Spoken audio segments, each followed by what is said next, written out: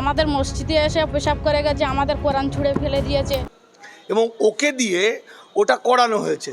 কারণ হিন্দুদের ধারণা হচ্ছে, হিন্দু বদমাইশদের ধারণা, বিজেপি আরএসএসের ধারণা, ও যখনই ওখানে পেচ্ছাপ করবে তখনই ওখানে ধর্মভীরু মুসলমানরা ছুটে আসবে, এসে ওকে উত্তম মধ্যম দেবে।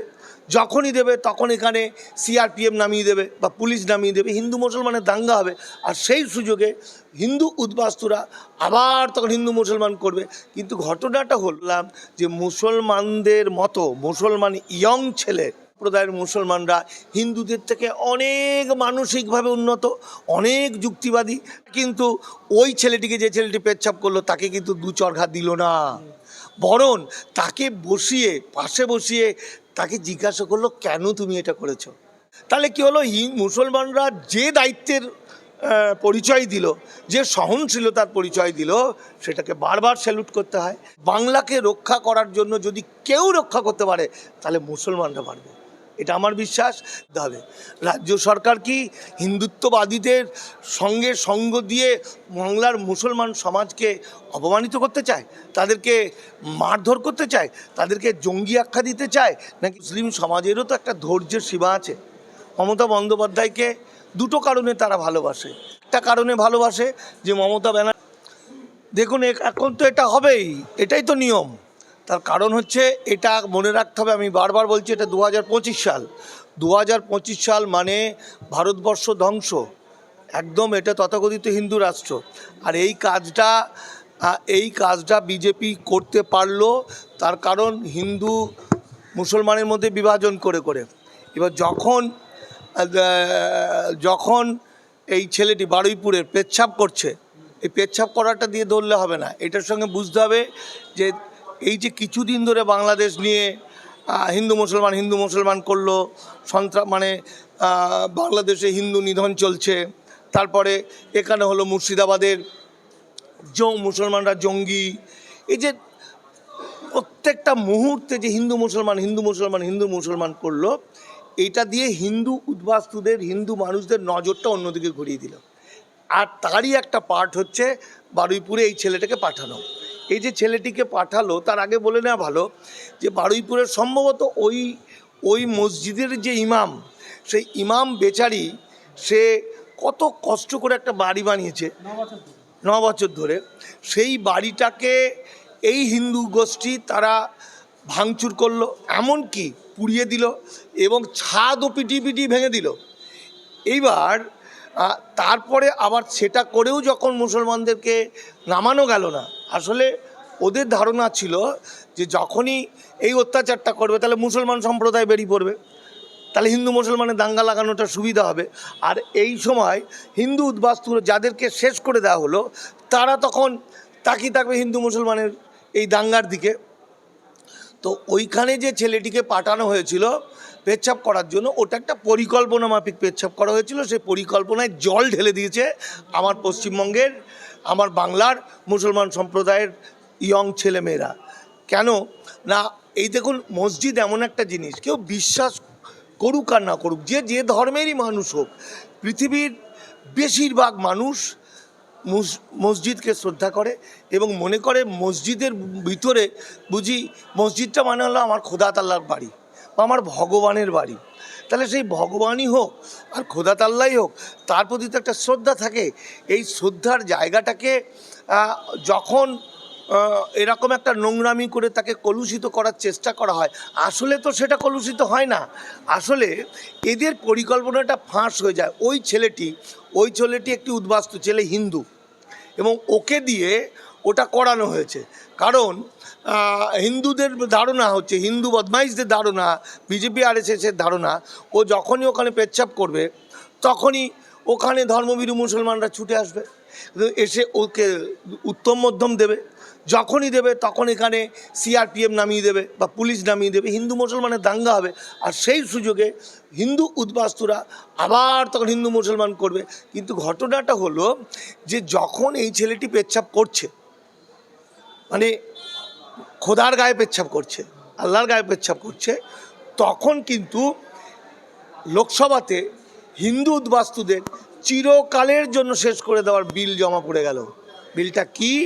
যারা অবৈধ পথে ঢুকেছেন আর ঢুকেও ফিরে যাননি তাদের 7 বছর জেল আর 10 লক্ষ টাকা জরিমানা। এক। দুই হচ্ছে যারা তাদের কাগজপত্র বানিয়ে দিয়েছে, সহযোগিতা করেছে, তাদের 3 বছর জেল, 3 বছর 3 লাখ টাকা জরিমানা। এমনকি হোস্টেল, তারপরে কলেজ, ইউনিভার্সিটি, হসপিটাল, নার্সিংহোম, যে কোনো জায়গায় যখন কোনো মানুষ আসবে তার ডিটেলস, তার ঠিকানা সমস্তটা ফরেন রেজিস্ট্রেশন ডিপার্টমেন্টে দিতে হবে বা FRROতে দিতে হবে, ইমিগ্রেশন ডিপার্টমেন্ট ওই লোকটার নামটা ওয়েবসাইটের মধ্যে দেখবে যে সে ভারতীয় কি ভারতীয় নয়। অর্থাৎ এটা ছিল বিজেপির অনেক দিন আগেকার কৌশল। 1925 সাল থেকে এই কৌশল নিয়ে এসেছিল, হিন্দু মুসলমানের মধ্যে বিভাজন করে দিয়ে, বাংলাটাকে ধ্বংস করে দিয়ে, বাবা সাহেব আম্বেদকরের আমাদের গণতান্ত্রিক ধর্মনিরপেক্ষ সংবিধানকে ধ্বংস করে ভারতবর্ষটাকে, বাংলাটাকে একটা বিচ্ছিন্ন করে ভয়ঙ্কর জায়গা তৈরি করে নিয়ে আসার এটা একটা পরিকল্পনা ছিল। সেই পরিকল্পনার ফাঁদে পড়ল হিন্দু গোষ্ঠী। কিন্তু আমার কাছে আজকে গর্ব লাগছে, আজকে আমার খুব আনন্দিত লাগছে যে মুসলমানদের মধ্যে দেখুন, বাংলাদেশে মুসলিমদের বা বাংলাদেশের সংখ্যালঘুদের চাকরির যে পার্সেন্টেজ সেটা হলো 25%, কিন্তু ভারতবর্ষের সংখ্যালঘুদের সরকারি চাকরির ক্ষেত্রে পার্সেন্টেজটা দেওয়া হয় 1.5%, তাই তো? তাহলে দেখা গেল যে এই সংখ্যালঘু মানুষগুলোর মধ্যে, মুসলিমদের মধ্যে প্রচুর মানুষ আছে দরিদ্র, দুবেলা ঠিকমতো খেতেও পায় না, এবং তারা এই তথাকথিত হিন্দু বর্ণের, তথাকথিত নিম্নবর্ণের হাড়ি বাগদি ইত্যাদি ছিল। যে তো লোকে কি বলে থাকে যে মুসলমানরা অশিক্ষিত, মুসলমানরা খুন খারাপি করে, মুসলমানরা চুরি ডাকাতি করে। কিন্তু এই প্রথম আমি নিজে উপলব্ধি করলাম যে মুসলমানদের মতো মুসলমান ইয়ং ছেলে, মানে যাদেরকে লুম্পেন বলে প্রচার করা হয়, যারা যারা খুব শ্রমিকের কাজ করে বা সারাই চায়ের দোকানে আড্ডা মারে, এই সম্প্রদায়ের মুসলমানরা হিন্দুদের থেকে অনেক মানসিকভাবে উন্নত, অনেক যুক্তিবাদী। তারা কিন্তু ওই ছেলেটিকে, যে ছেলেটি পেচ্ছাপ করলো, তাকে কিন্তু 2 চড়ঘা দিল না, বরং তাকে পাশে বসিয়ে তাকে জিজ্ঞাসা করলো, কেন তুমি এটা করেছো? এবং বোঝাতে চাইলো যে তুমি আমার ভাই, তোমার সঙ্গে আমাদের কোনো বিভেদ নেই। আজকে হিন্দুত্ববাদীদের পাল্লায় পড়ে তুমি এই ঘটনাটা ঘটালে, এটা কি হবে? আমরা দেখেছি যে বাবরি মসজিদ ভাঙার সময় ওই চূড়ার মধ্যে উঠে একজন হিন্দু লোক চূড়াটাকে ভেঙেছিল, বিরাট কেলোয়াতি দেখিয়েছিল, সেটা কাগজে টিভিতে বেরিয়েছিল। আজকে সে ইসলাম ধর্ম গ্রহণ করেছে, সে পাপ বোধে ভুগছে যে আমি কি অন্যায় করেছি। তো এই ছেলেটি, যে তথাকথিত নিম্নবর্ণের একটা সাধারণ বোকা ছেলে, যাকে দিয়ে পেচ্ছাপ করিয়ে দাঙ্গাটা লাগাতে চেয়েছিল, একটা সময় আসবে সে মনোকষ্টে ভুগবে। হ্যাঁ, পাঠানো হয়েছে, তো স্বাভাবিক। এখন প্রশ্নটা এটা, তাহলে কি হলো, মুসলমানরা যে দায়িত্বের পরিচয় দিল, যে সহনশীলতার পরিচয় দিল, সেটাকে বারবার স্যালুট করতে হয়। কারণ বাংলাকে রক্ষা করার জন্য যদি কেউ রক্ষা করতে পারে তাহলে মুসলমানরা পারবে, এটা আমার বিশ্বাস। দ্বিতীয়ত হচ্ছে যে তোমরা প্রশ্ন আমাকে করতেই পারো, রাজ্য সরকারকে এখনও পর্যন্ত পুলিশ কেন সেটা ধরলো না? এটা অন্যায় করলো, রাজ্য সরকার পুরোপুরি অন্যায় করেছে। রাজ্য সরকার কি চায় এটা রাজ্য সরকারকে ভাবতে হবে।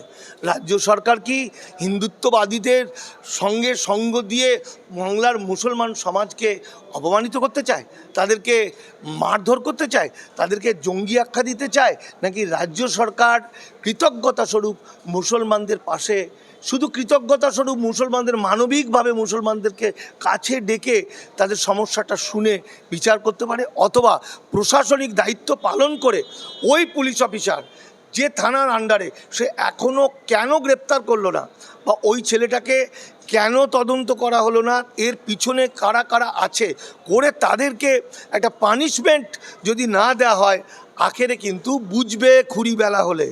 এই যে ইমাম সাহেবের ঘর ভাঙা হলো, ইমাম সাহেব লিস্ট করে তাদের নামে কেস করাতে একজনেরও ধরা হলো না, এটা তো অপরাধ, এটা রাজ্য সরকারের অপরাধ। রাজ্য সরকার এইভাবে এমন কিছু ভুল বা অন্যায় করে ফেলছে যেটা ক্ষমার অযোগ্য। আপনাদের মনে আছে এক সময় এই বুদ্ধদেব ভট্টাচার্য প্রাক্তন মুখ্যমন্ত্রী বলেছিলেন যে মাদ্রাসায় নাকি জঙ্গি শিক্ষা দেওয়া হয়। তো তারপর থেকে মুসলমান সমাজ কিন্তু সিপিএম থেকে মুখটা চিরকালের জন্য ফিরিয়ে নিয়েছে। তো সেখানে যে এই মুসলিম সমাজেরও তো একটা ধৈর্যের সীমা আছে। মমতা বন্দ্যোপাধ্যায়কে দুটো কারণে তারা ভালোবাসে। একটা কারণে ভালোবাসে যে মমতা ব্যানার্জি একজন সাধারণ মাটি থেকে উঠে আসা একজন মানুষ, তাই তো, সাধারণ মাটি থেকে উঠে আসা একজন মানুষ, এবং যে বাংলার প্রচুর ডেভেলপ করেছে, এই কারণে ভালোবাসে। আর একটা ভালোবাসে যে এদের যাওয়ার কোনো রাস্তা নেই। কারণ মুসলমানরা কি বলে, হিন্দুরা কি বলে, হিন্দুরা বলে লেখাপড়া শিখে পালিয়ে যাবো আমেরিকা, লন্ডন, জাপান, গিয়ে সেখান থেকে বাবা মাকে টাকা পাঠাবো। তারপর বাবা যখন অসুস্থ হয়ে পড়বে তখন ওখান থেকে ফোন করে বলবে আমার সময় নেই যাওয়ার, টাকা পাঠিয়ে দিচ্ছে, ওকে হসপিটালে দাও বা বৃদ্ধাশ্রমে পাঠিয়ে দাও। আর মুসলমানরা বলে এই মাটিতে জন্ম নিয়েছি, মরলে এই মাটিতে মরব, এই মাটিটাই আমার পূর্ণস্থান, তাই তো। তাহলে এই মুসলমানদের বিরুদ্ধে, মুসলমানদের বিষয়টাকে মুখ্যমন্ত্রী মমতা ব্যানার্জির আরও হৃদয় থেকে আরও তদন্ত করে তাদের পাশে দাঁড়ানো দরকার, তাদের সাহস দেওয়া দরকার, এবং যেভাবে তিনি তাদের পাশে দাঁড়িয়েছেন সেইটাকে আরেকটু পরীক্ষা করে দেখে, আরও তদন্ত করে অপরাধীদের শাস্তি দিয়ে, তাদের মধ্যে যে মনের মধ্যে যে যন্ত্রণাটা আছে মুসলমানদের, যে অবিশ্বাসটা ধীরে ধীরে তৈরি হচ্ছে, সেই অবিশ্বাসটাকে উচ্ছেদ করে মুখ্যমন্ত্রীর উচিত, তৃণমূল পার্টির উচিত, রাজ্য সরকারের উচিত মুসলমানদেরকে জানানো আমরা তো